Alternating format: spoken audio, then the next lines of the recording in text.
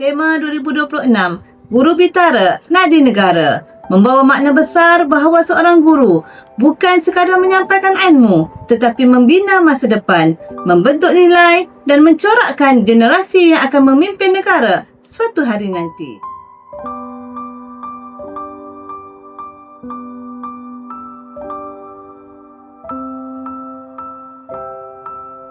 Kehidupan ini tidak pernah serupa dengan sebaris kod digital.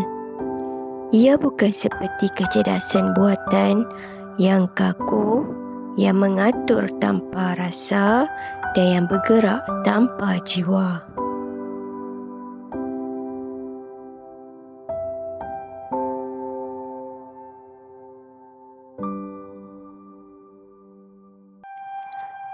Realitinya, hidup manusia adalah sebuah kembara yang syarat dengan badai, penuh dengan onak yang mencabar, penuh dengan ranjau yang menduga ketabahan.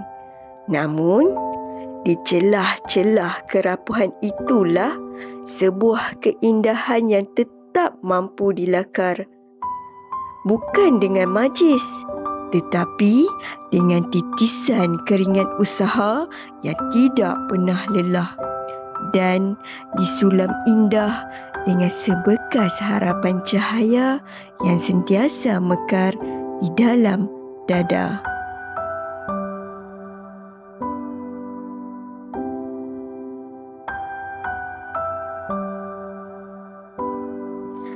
Dan di sepanjang jalan-jalan yang berliku itu, kita tahu kita tidak pernah bertatih sendirian.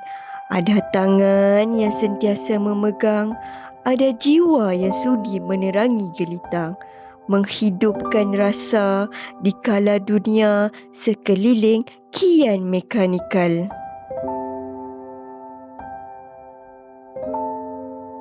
Terima kasih kerana terus menjadi nadi yang menghidupkan impian kami.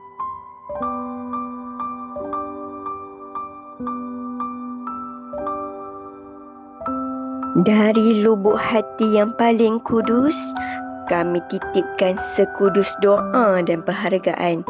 Guru Bitara Nadi Negara. Selamat Hari Guru. Terima kasih atas segala pengorbanan, komitmen dan keikhlasan yang terus dicurahkan demi pendidikan anak bangsa. Selamat Hari Guru. Terima kasih Cikgu. Terima kasih Cikgu.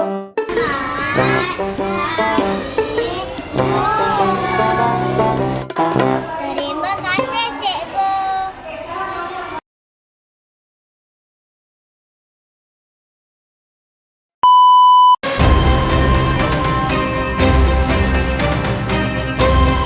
Kalau korang nak berjaya macam saya, selalulah duduk dekat dengan menteri. Barulah senang dapat projek. Zaman sekarang tak ada kabel susah. Assalamualaikum. It is our honor to present the Islamic Education Committee. Kami, Panitia Sains aka Bahagian Penyelidikan dan Inovasi. Ini ikut mana? Ikut mana? Ni graduan ni. Pengajian. Itulah kepeningan kami membuat video. Sungguh pening. Nadi.